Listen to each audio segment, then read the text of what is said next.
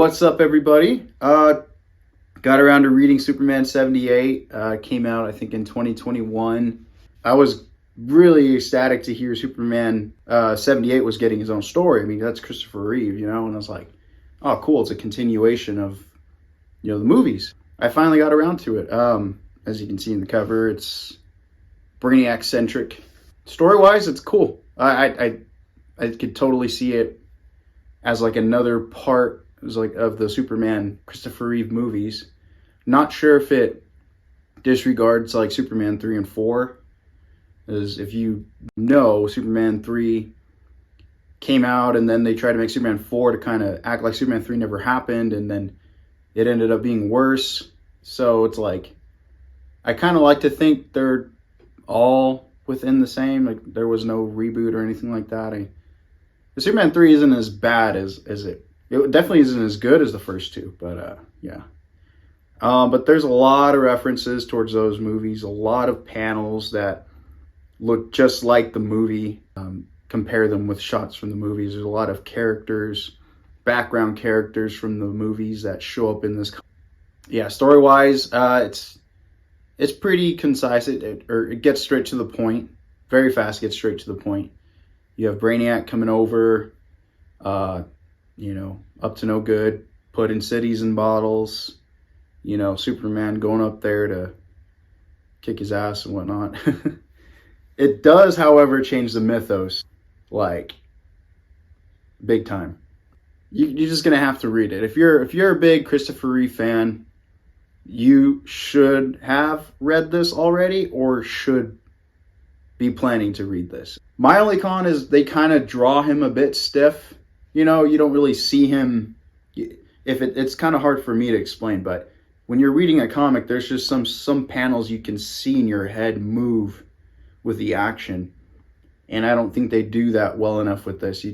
You see that Superman, and he's kind of stiff and upright, or like, I know it's a panel, it doesn't move, but what I'm trying to say is it's really tough to see the illustration come to life because of how stiff they draw Superman.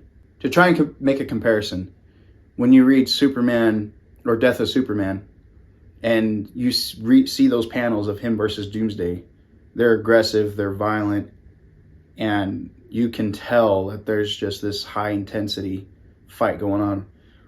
When you look at some of the panels in this, it's really hard to kind of feel that. I don't think they capture it well enough.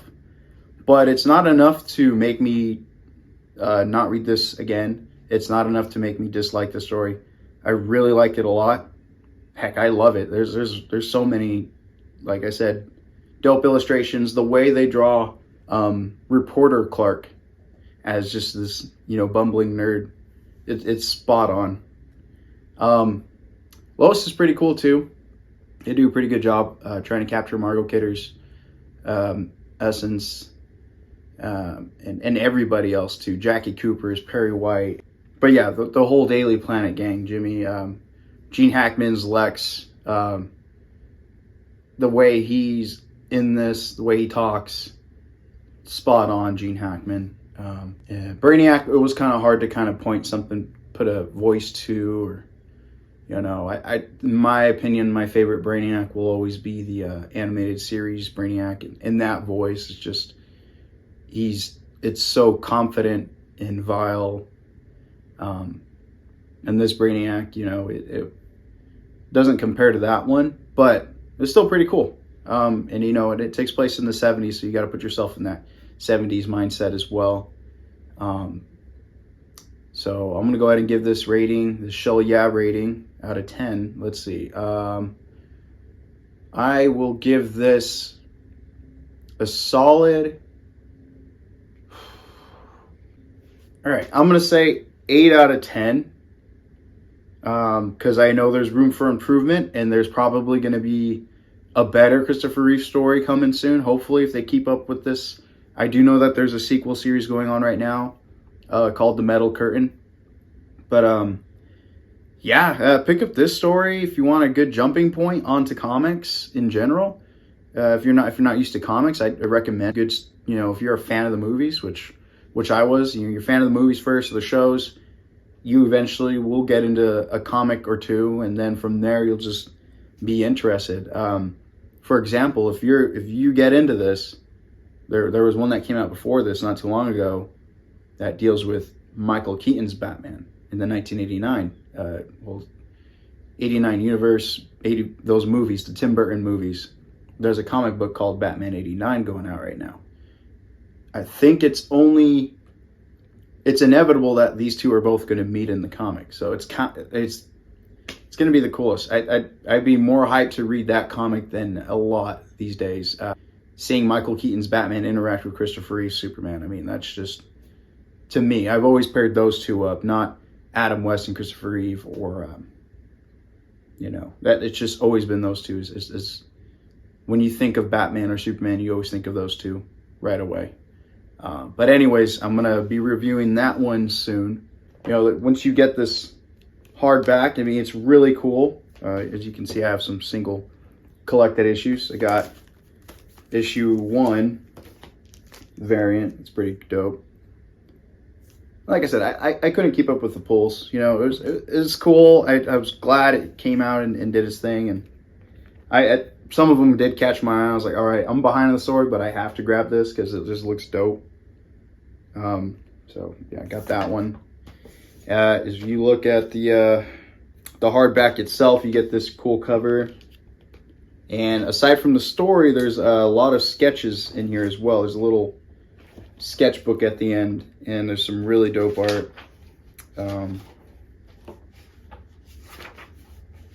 And it also comes with the comic book issues, the comic covers. So if you're like me, you didn't get all the comics, the separated single issues that create the graphic novel, then you're in luck because you still get these cool looking comic covers to look at.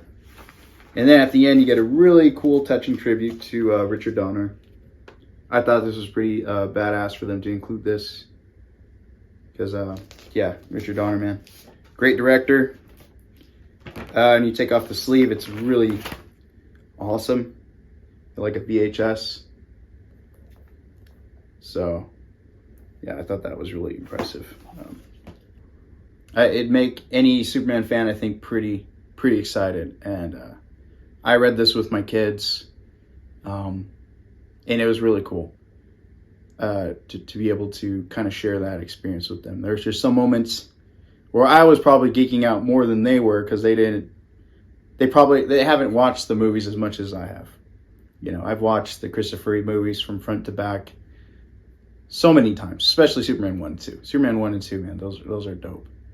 And it's cool to see it kind of continue. Let me know if you have seen the movies, and let me know some of your favorite scenes, your favorite lines from those movies, man, from Superman himself or Lois or any of the crew.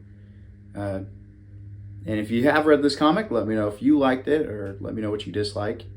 For this video, if you enjoyed my reaction, please like, subscribe, comment. What you like, what you dislike. And if you disliked it, well, kiss my Kryptonian butt. There's a sequel comic that's out too. I'll get to that as well. So, yeah, till then, cowabunga doo.